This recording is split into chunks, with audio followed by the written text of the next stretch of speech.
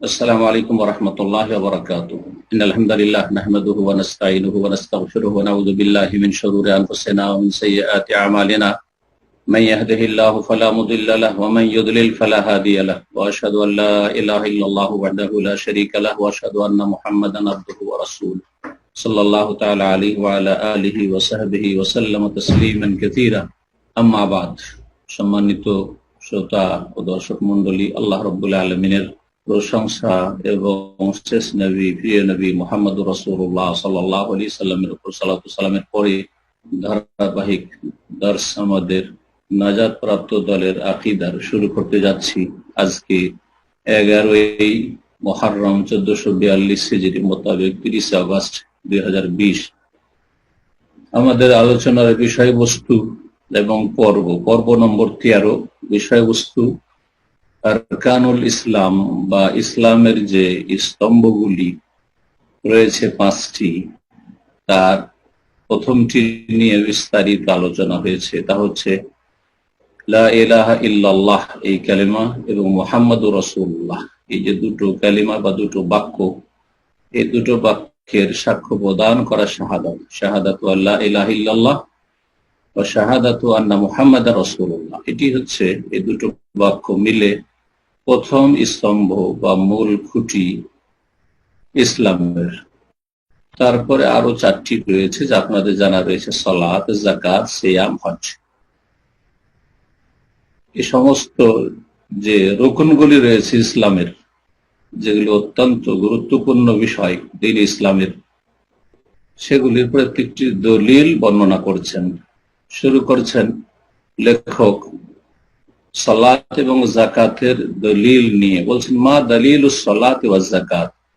সালাত এবং যাকাত যে শরীয়তের গুরুত্বপূর্ণ বিধান, ফরজ এবং ইসলামের অন্যতম রুকন স্তম্ভ, সালাত এবং তারপরে যাকাত। সালাতের পরে যাকাতের গুরুত্ব। আমাদের দেশে যেমন বলা হয় নামাজ, রোজা, সেটাতে যাকাতের গুরুত্বটা একটু কমে যায় অনেকের কাছে। আল্লাহ রাব্বুল আলামিন কোরআনে কারীমের অধিকাংশ আয়াতগুলিতে সালাতের সাথে যাকাতের কথা বর্ণনা করেছেন। ফাকিমুস সালাত ওয়া আতুজ যাকাত, মান আকামাস সালাত ওয়া আতাজ যাকাত, অথবা আল্লাযীনা ইয়াকিমুনাস সালাতা ওয়া মিম্মা রাযাকনাহুম ইউনফিকুন, সালাত কায়েম করে এবং যা তাদেরকে আমি দিয়েছি রিজক, ধন সম্পদ, তা হতে তারা ব্যয় করে, অর্থাৎ খরচ করা হচ্ছে যাকাত দেওয়া। আর একটি ফরজ হচ্ছে যেসব ফরজ দায়িত্ব রয়েছে অন্যদের ক্ষেত্রে, স্ত্রী, ছেলে মেয়ে, বাপ মা, এদের ক্ষেত্রে, ছোট নাবালক নাবালিকা, ভাই বোন, তাদের ক্ষেত্রে সেসব ফরজ ব্যয় বহন করা। তো ফরজ ব্যয় বহন করার একটি গুরুত্বপূর্ণ দিক বা ব্যয় করার একটি গুরুত্বপূর্ণ দিক হচ্ছে যাকাত। বলছেন যে মা দলিলুস সালাত ওয়াজ যাকাত, সালাত এবং যাকাতের দলিল কি কোরআনে কারীমে অথবা রাসূলুল্লাহ সাল্লাল্লাহু আলাইহি সাল্লামের হাদিসে। বলছেন প্রথম দলিল, কাল আল্লাহ তাআলা, মহান আল্লাহ ইরশাদ করেন, ফাইন তাবু ওয়া আকামুস সালাতা ওয়া আতাউজ যাকাতা ফাখাল্লু সাবিলাহুম। অতএব তারা যদি তওবা করে, অর্থাৎ যারা শিরক কুফর অবস্থায় রয়েছে, ঈমান ইসলামের গণ্ডির বাইরে রয়েছে, তারা যদি তওবা করে মানে ফিরে আসে, ইসলামের দিকে ফিরে আসে। যারা বেনামাজি হয়ে রয়েছে, যাকাত প্রদান করেন না, জন্মসূত্রে মুসলিম, বড় হয়েছে কিন্তু তাদের মধ্যে নেই সালাত, নেই যাকাত, আল্লাহ বলছে ফাইন তাবু, অতএব তারা যদি তওবা করে ফিরে আসে, তওবা করা মানে ফিরে আসে, আল্লাহর দিকে ফিরে আসে, আল্লাহর দ্বীনের দিকে ফিরে আসে, ওয়া আকামুস সালাত, এবং সালাত কায়েম করে। সালাত কায়েম করা মানে ফরজ সালাত। যেখানে আল্লাহ রাব্বুল আলামিন সালাত কায়েম করার কথা বলেছেন, তার মানে হচ্ছে ফরজ সালাত কায়েম করা।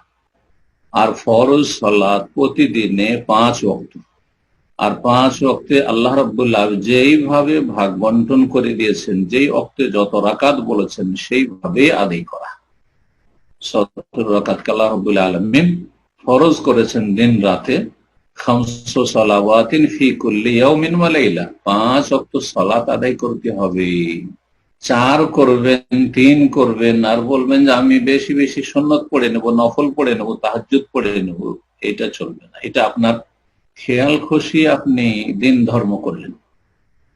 ইবাদত বন্দী করতে হবে আল্লাহর, সুতরাং ইবাদত বন্দী করতে হবে আল্লাহ রাব্বুল আলামিনের নির্দেশ অনুযায়ী। তিনি যেভাবে সন্তুষ্ট হন, যেই দিনকে পছন্দ করেছেন, যে বিধিবিধান তিনি নাজিল করেছেন, তা হচ্ছে 5 ওয়াক্ত সালাত, 17 রাকাত ফরজ। ওয়াকামুস সালাত, সালাত কায়েম করবে। সালাত কায়েম যদি যথাযথ করেন তাহলে তার বেশ কিছু দিক রয়েছে। তার একটি দিক হচ্ছে যা উল্লেখ করলাম যে 5 ওয়াক্ত সালাত আদায় করতে হবে, তাতে কোনো ঘাটতি বা বাড়তি চলবে না। যেমন 4 ওয়াক্ত চলবে না, তেমন 6 ওয়াক্ত চলবে না। 17 রাকাত ফরজ আদায় করতে হবে, তাতে কোন রকমের ঘটানো বাড়ানো চলবে না। যে আমরা ফজরে 4 পড়বো, মাগরিবে 5 পড়বো, চলবে না। এ হচ্ছে সালাত কায়েম করা। সালাত কায়েম করার দ্বিতীয় দিক হচ্ছে সময় মতো সালাত আদায় করা। ইন্না সালাতা কানাত আলাল মুমিনিনা কিতাবাম মাওকুতা, সময় আল্লাহ নির্ধারণ করেছেন শুরু এবং শেষ প্রতিটি সালাতে।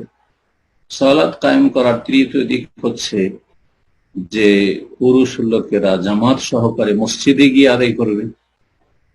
সালাত কায়েমের চতুর্থ দিক হচ্ছে যে সালাতের যে রোকন ফরজগুলি রয়েছে 14টি, আর 8টি রয়েছে ওয়াজিবাত, আর বাকি সবগুলি সুন্নত বাচনিক অথবা কর্মগত যথাযথ সুন্দরভাবে আদায় করবে। রোকন ফরজে অথবা ওয়াজিবাতে বা সুন্নতেও ইচ্ছা করে ঘাটতি করবেন না, আর ফরজ রুকনে আর ওয়াজিবে তো ঘাটতি চলবেই না।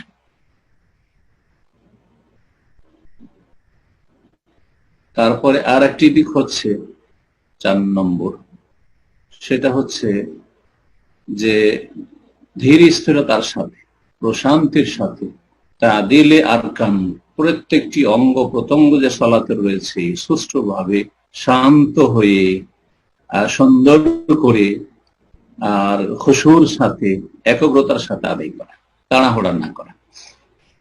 5 নম্বর দিক হচ্ছে বা 6 নম্বর বলতে পারেন, তা হচ্ছে যে রাসূলুল্লাহ সাল্লাল্লাহু আলাইহি ওয়াসাল্লাম যেইভাবে সালাত আদায় করেছেন সেইভাবে সালাত আদায় করা। সেটি হচ্ছে আল্লাহর নির্দেশ, সাল্লু কামা রাআইতুমুনি ওয়াসাল্লি, তোমরা সালাত আদায় করো যেইভাবে আমাকে সালাত আদায় করতে দেখলে। সুতরাং শুরু থেকে শেষ পর্যন্ত কেমন সালাত পড়বেন, এটা হচ্ছে হানাফি নামাজ, এটা হচ্ছে শাফি নামাজ, এটা মালিকি নামাজ, এটা হাম্বলি নামাজ, এইসব চলবে না। আপনাকে মুহাম্মাদি সালাত পড়তে হবে। রাসূলুল্লাহ সাল্লাল্লাহু আলাইহি ওয়াসাল্লাম যেভাবে সালাত আদায় করেছেন সেটা আপনাকে আদায় করতে হবে।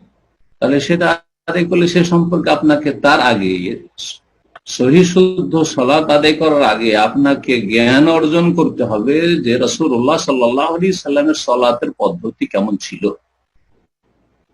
কোরআন এবং হাদিস থেকে সরাসরি যার নেওয়ার যোগ্যতা আছে, আর না হলে ওর চাইতে সহজ হচ্ছে কোরআন এবং হাদিস ভিত্তিক বিশুদ্ধ সালাত, রাসূলুল্লাহ সাল্লাল্লাহু আলাইহি ওয়াসাল্লামের সালাত যেসব কিতাবাদিতে একসাথে একত্রিত করা হয়েছে সেই সব কিতাবের সাহায্য নিয়ে বা সেসব আলোচনার সাহায্য নিয়ে আপনি রাসূলুল্লাহ সাল্লাল্লাহু আলাইহি ওয়াসাল্লামের তরিকা অনুযায়ী সালাত আদায় করবেন। আশা করি সালাত কায়েম করাটি বুঝতে পেরেছেন।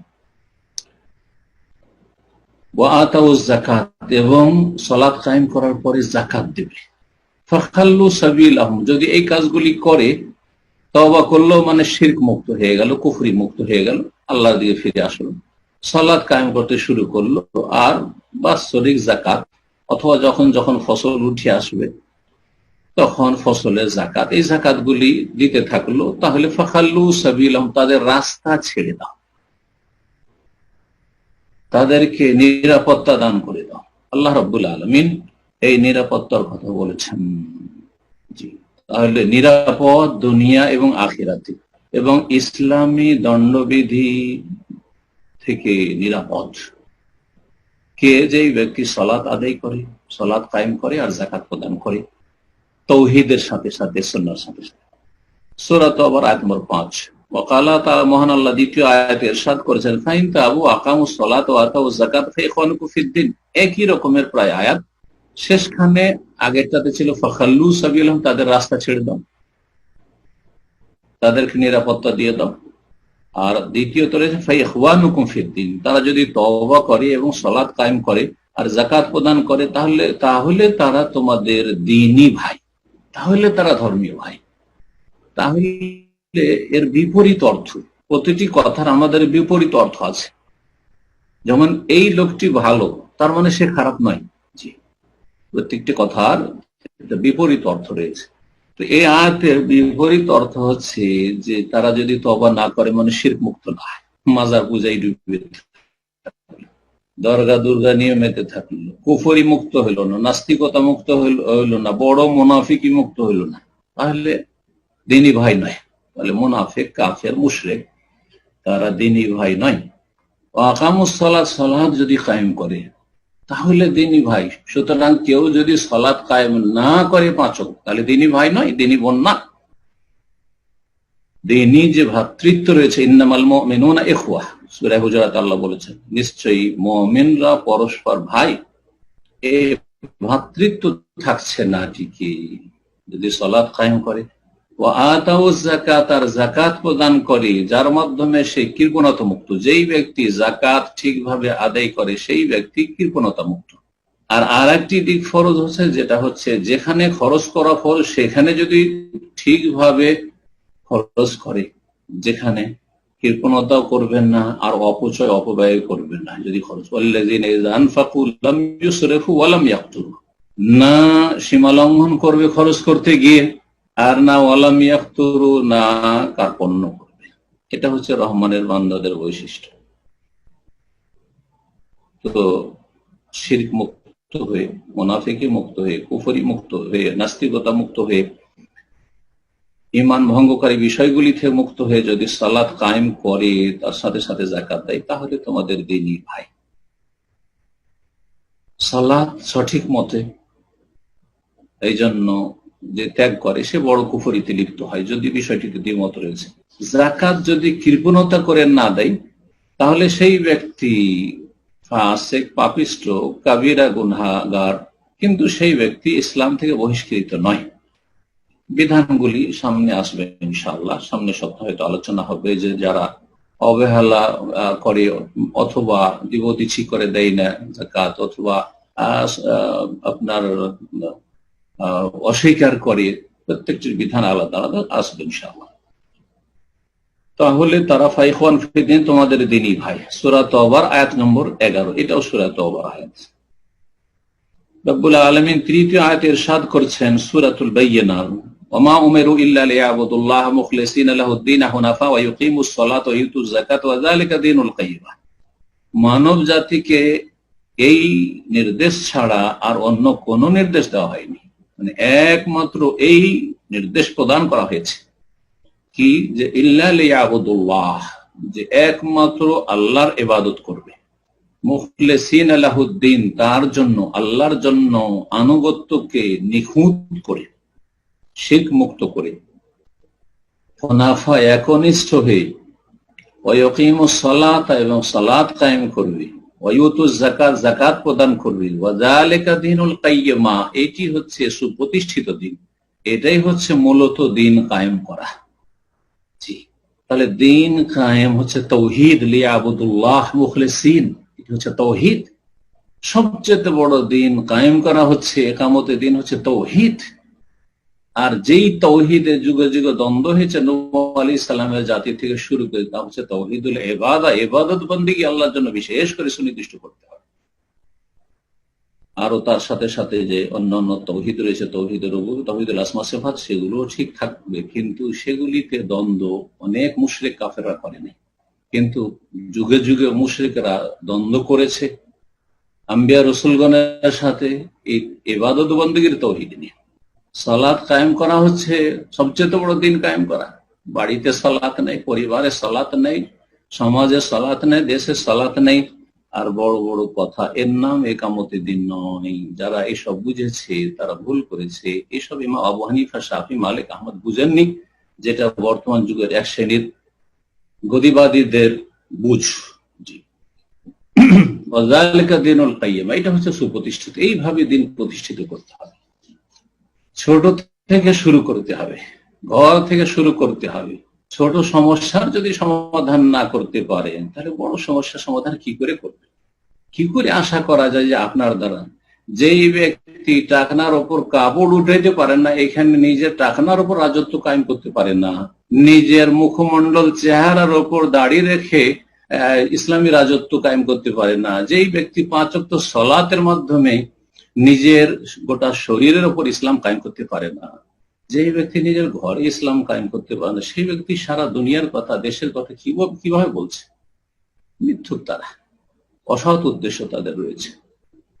আল্লাহ রাব্বুল আলামিন যেন বুঝার তৌফিক দান করেন। সূরাতুল বাইয়িনা আয়াত নম্বর 5। এখন বলছেন সিয়াম বা সওমের কথা, বলছেন মা দালিলুস সওম, ইসলামের যে একটি গুরুত্বপূর্ণ রোকন স্তম্ভ হচ্ছে সওম, যাকে রোজা বলে থাকি। অনেক মানুষ, আমাদের বরং অধিকাংশ মুসলিমরা, বাংলা ভাষাভাষী, সওম বুঝে না, সিয়ামও বুঝে না। রোজা বলতে হবে তাহলে বুঝবে, অথচ ইসলামের পরিভাষাগুলি আরবিতে বলাটা হচ্ছে যুক্তিযুক্ত। সুতরাং আমরা সালাত বলবো, সিয়াম বলবো বা সওম বলবো। যেমন জাকাত বলছি, হজ বলছি। জাকাত আর হজ তো আরবিতে বলছি, ওগুলো তো ফার্সি করি নাই। কিন্তু সালাতকে নামাজ বানিয়ে দিলাম, সিয়ামকে রোজা করে দিলাম, ফার্সি মিডিয়াম। আর আপনার সালাত আলান নবী, নবী সাল্লাল্লাহু আলাইহি ওয়াসাল্লামের সালাতু সালামকে আমরা দুরুদ শরীফ করে দিলাম। এসব ফার্সি কি আমরা বর্জন করার চেষ্টা করব, কারণ আমাদের দিন নাজিল হয়েছে আরবি ভাষায়, কোরআনের ভাষা, হাদিসের ভাষা হচ্ছে আরবি।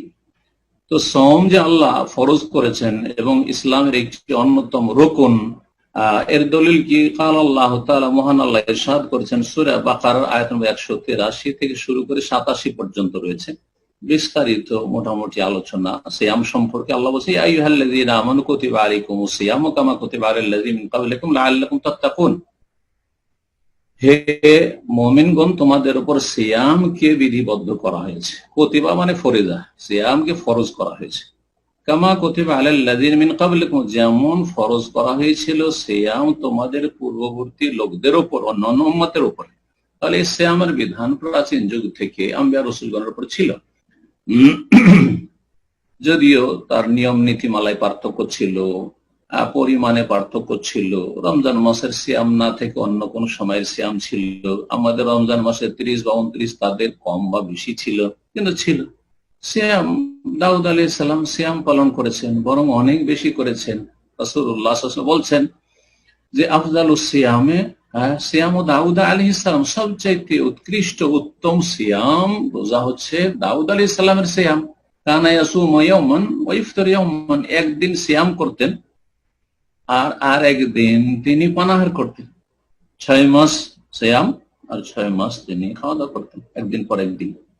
এর চাইতে বেশি সিয়াম পালন করা জায়েজ নয়। কেউ যদি সারা বছর সিয়াম পালন করে, বলে আমি অনেক শক্তিশালী, সুতরাং সারা বছর আমি একটানা রোজা রাখবো, সিয়াম পালন করব, তো এটা নিষেধ। লা সামা মান সামাল আবাদ, যে চিরকাল সিয়াম পালন করে সে সিয়াম পালন যেন করলোই না, সে আরো নাফরমানি করলো, সীমা লঙ্ঘন করা। তাহলে ধর্মের ক্ষেত্রে এর নাম হচ্ছে বাড়াবাড়ি। কিন্তু দিনের যে ফরজ, ওয়াজিব, সুন্নত, মুস্তাহাব রয়েছে, সেগুলি যথাযথ পালন করার নাম বাড়াবাড়ি নয়, বরং দিন ইসলাম হচ্ছে মধ্যম পন্থা। বাড়াবাড়ি কোনটা? এর চাইতে বেশি যদি কেউ করে তাহলে বাড়াবাড়ি। আর ঘাটতি কোনটা? হ্যাঁ, যেমন 5 ওয়াক্ত সালাত কেউ 6 ওয়াক্ত করে, তো বলো বাড়াবাড়ি। কিন্তু 4 ওয়াক্ত ছাড়াছাড়ি, ঘাটতি। না ঘাটতির অধিকার আছে, না বাড়তির বাড়াবার অধিকার আছে। আল্লাহ রাব্বুল আলামিন যেভাবে দিনকে কমপ্লিট করেছেন, আকমালতু লাকুম দীনাকুম, সেইভাবে যথাযথ পালন করা আল্লাহ যেন তৌফিক দান করেন। দিন ইসলাম হচ্ছে মধ্যম পন্থা। আজকাল মধ্যম পন্থার অপব্যাখ্যা করে এক শ্রেণীর লোকেরা পথভ্রষ্ট হচ্ছে। বেদিন, সুবিধাবাদী, নিজের খেয়াল খুশি ধর্মকর্ম করবে, আরেক দিনের ক্ষেত্রে বাড়াবাড়ি করতে নেই। হ্যাঁ, মধ্যম পন্থা। মধ্যম পন্থা ফজর সালাত পড়বে, মধ্যম পন্থা না। 5 ওয়াক্ত সালাত জামাতে মসজিদে পড়া, এটি হচ্ছে মধ্যম পন্থা।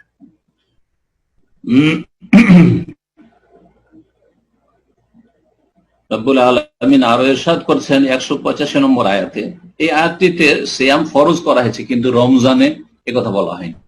185 নম্বর আয়াত আল্লাহ বলছেন শাহরু রমাদান আল্লাযী উনজিলা ফীহিল কুরআন হুদাল লিন-নাস ওয়া বায়িনাতিন মিনাল হুদা ওয়াল ফুরকান, রমজান মাসের কথা উল্লেখ করেছেন। তারপরে বলছেন ফামান শাহিদা মিনকুমুশ শাহরা ফালিয়াসুম, সুতরাং কেউ যদি এই রমজান মাসে উপস্থিত হয়ে যায়, রমজান মাস পেয়ে গেছে মুকিম অবস্থায়, সুস্থ অবস্থায়, ফালিয়াসুমহু, তাহলে অবশ্যই সে যেন সিয়াম পালন করে। এই আয়াত দ্বারা রমজানের সিয়ামকে ফরজ করা হয়েছে। একটি হাদিসও নিয়ে এসেছেন সালাত এবং সিয়াম সম্পর্কে, যাকাত সম্পর্কে অনেক হাদিস রয়েছে। সংক্ষেপের উদ্দেশ্যে বা সংক্ষিপ্ত করার উদ্দেশ্যে হাদিস বেশি নিয়ে আসেননি।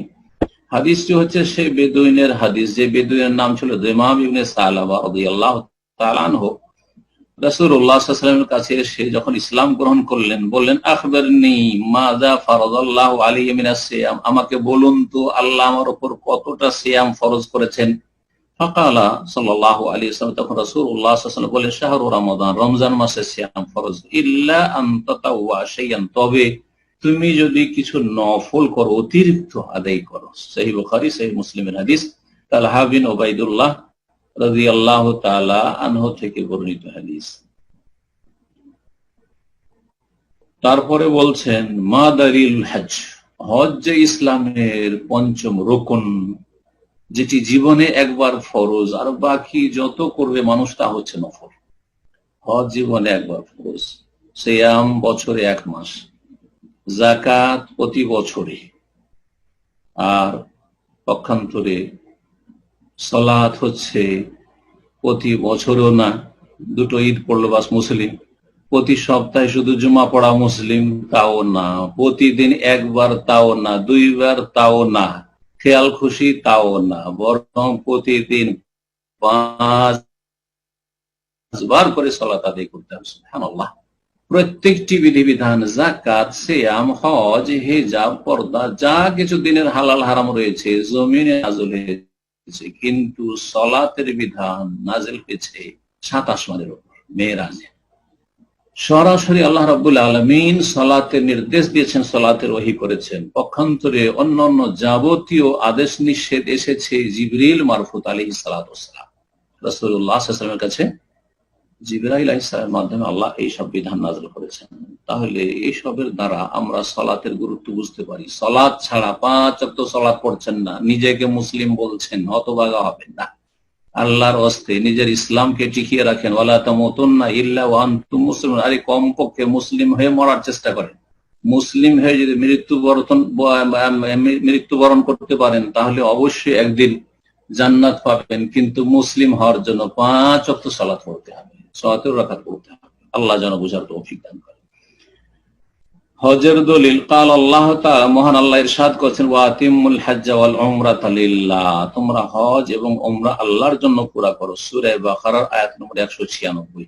রব্বুল আলামিন সূরা আলে ইমরান আয়াত নম্বর 97 তে ইরশাদ করেছেন ওয়ালিল্লাহি আলান নাস হিজ্জুল বাইতি মান ইসতাতা ইলাইহি সাবিলা, আল্লাহ রাব্বুল আলামিনের জন্য। তাহলে হজ হবে কার জন্য? ওয়ালিল্লাহি।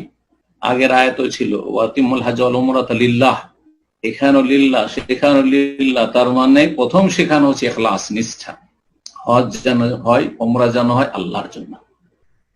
লোকজন হাজি বলবে, হজ না করে লোকে কি বলবে? এত টাকা পয়সা আছে, মানুষে বলছে হাজি কি হজ করেছেন, মানুষের জবাব কি দেব?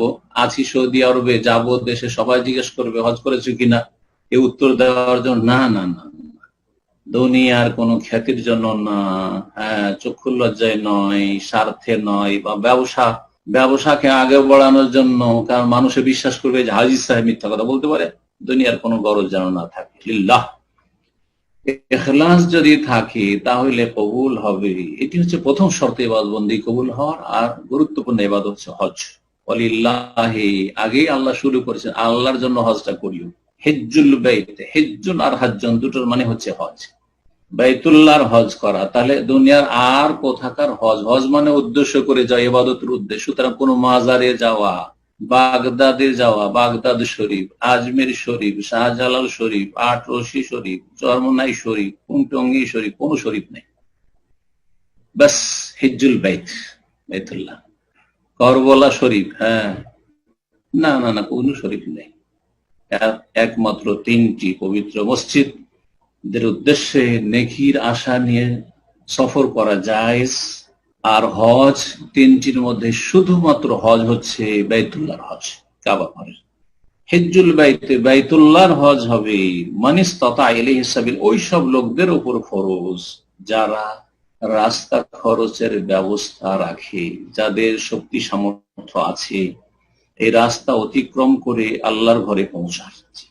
যে কদিনের জন্য আসবে সেই কদিনের ভরণ পোষণ দিয়ে আসতে হবে। অধীনস্থদের স্ত্রী, ছেলে মেয়ে আছে, বাপ মা আছে, ছোট ভাই বোন আছে, আর যেসব দায় দায়িত্ব আছে যাদের ব্যয় বহনের, ওইসব খরচ খরচা দিয়ে আসতে পারলে হলো, আর যাতায়াত খরচ থাকলেই হলো। আমাদের দেশের লোকেরা জমি জায়গা বিক্রি করবে না, অনেক জায়গা আছে, না না অতিরিক্ত পয়সা টয়সা থাকলে হজ করব, তারপরে সরকারি বা বেসরকারি চাকরি করছি, চাকরি থেকে রিটায়ারমেন্ট হইলে আসবো, একটু ছেলে মেয়েদের বিয়ে দিয়ে নি তারপরে হজে যাব, এসবগুলি সব জাহেলদের কথা।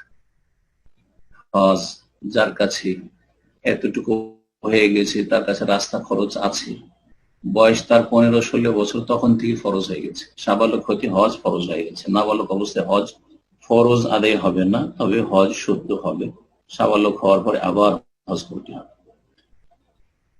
নবী সাল্লাল্লাহু আলাইহি ওয়াসাল্লাম একটি হাদিস নিয়ে এসেছেন, ওয়াকালান নবী সাল্লাল্লাহু আলাইহি ওয়াসাল্লাম, নবী সাল্লাল্লাহু আলাইহি ওয়াসাল্লাম বলেছেন, ইন্নাল্লাহা কাতাবা আলাইকুমুল হাজ্জা, নিশ্চয় আল্লাহ রাব্বুল আলামিন তোমাদের উপর হজকে বিধিবদ্ধ করেছেন, ফরজ করেছেন। এই কাতাবা আলাইকুমুল হাজ্জা এই শব্দটি সুনানে নাসাইতে রয়েছে, পক্ষান্তরে সহিহ মুসলিম হাদিস রয়েছে, আইয়ুহান নাস, হে মানব সকল, ইন্নাল্লাহা কাদ ফারাদা আলাইকুমুল হাজ্জা ফাহুজ্জু, নিশ্চয় আল্লাহ রাব্বুল আলামিন তোমাদের হজকে ফরজ করেছেন। ফারাদা, আল্লাহ ফরজ করেছে, ফাহুজ্জু, সুতরাং তোমরা হজ করো। একজন সাহাবী জিজ্ঞাসা করলেন, আফি কুল্লি আমিন ইয়া রাসূলুল্লাহ, প্রতি বছর হজ ফরজ নাকি? রাসূলুল্লাহ সাল্লাল্লাহু আলাইহি ওয়াসাল্লাম কোনো উত্তর দিলেন না। 2বার 3বার জিজ্ঞাসা করলেন, উত্তর দিলেন না। তৃতীয়বার বললেন যে লা, প্রতি বছর হজ ফরজ নাই। ওয়ালাউ কুলতু নাম লাওয়াজাবাত, তবে আমি তোমার এই বারবার প্রশ্ন করায় যদি বলে দিতাম যে হ্যাঁ প্রতি বছরই ফরজ, তাহলে আল্লাহ ফরজ করে দিতেন, ফরজ হয়ে যেত। আল্লাহ রাব্বুল আলামিন হয়তো রাসূলুল্লাহ সাল্লাল্লাহু আলাইহি সাল্লামকে এই ক্ষেত্রে এই এখতিয়ার দিয়েছেন যে তুমি যদি হ্যাঁ বলে দাও প্রতি বছর, তাহলে আমি হ্যাঁ করে দেব। অথবা রাসূলুল্লাহ সাল্লাল্লাহু আলাইহি সাল্লাম যদি একটি কথা বলে দেন তার জবান মোবারক দিয়ে, তাহলে আল্লাহ রাব্বুল আলামিন তার সম্মানার্থে তার কথাকে স্বীকৃতি দিয়ে দিলেন যে চলো আমার নবী যেটা বলেছে সেটাই। এই জন্য তোমরা যতক্ষণ আমি চুপচাপ আছি তোমরাও চুপচাপ থাকো। ওহী নাযিল হওয়ার জামানায় বেশি বেশি অগ্রিম জিজ্ঞাসা, এটা হইলে এটা কি হবে, এটা হইলে কি হবে, ভবিষ্যৎ প্রশ্ন করা নিষেধ ছিল। তবে দিন সম্পর্কে যার জানার প্রয়োজন আছে, জানা নেই, অবশ্যই জানতে হবে, তারও নির্দেশ, ফাসআলু আহলা যিকরি ইন কুনতুম লা তা'লামুন, দিন সম্পর্কে না জানা থাকলে তোমরা জিজ্ঞাসা করে নাও জ্ঞানীদেরকে। এই হাদিস সহিহ বুখারীতে নেই, লেখক সহিহাইন বলেছেন, কিন্তু সহিহ বুখারীতে এই হাদিসটি নেই, শুধু সহিহ মুসলিমে রয়েছে এবং সুনান নাসাইতে রয়েছে।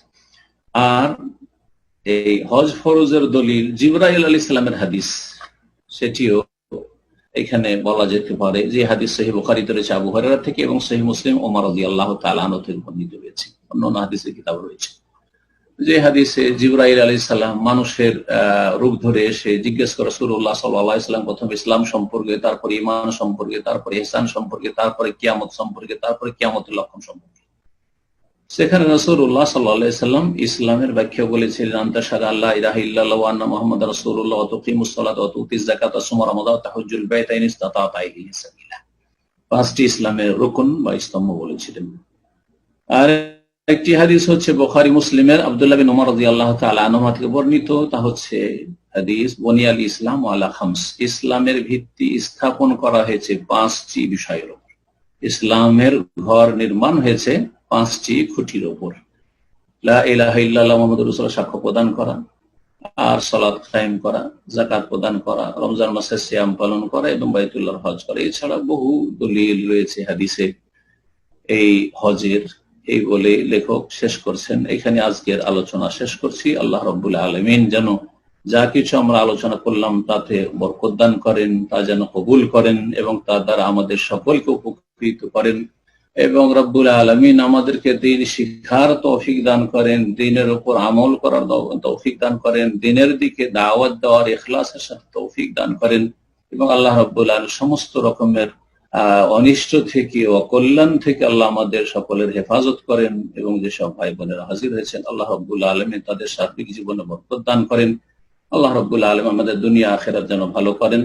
ওয়া সাল্লাল্লাহু ওয়া সাল্লাম আলা নবিয়িনা মুহাম্মদ ওয়া আলা আলিহি ওয়া সাহবিহি আজমাইন।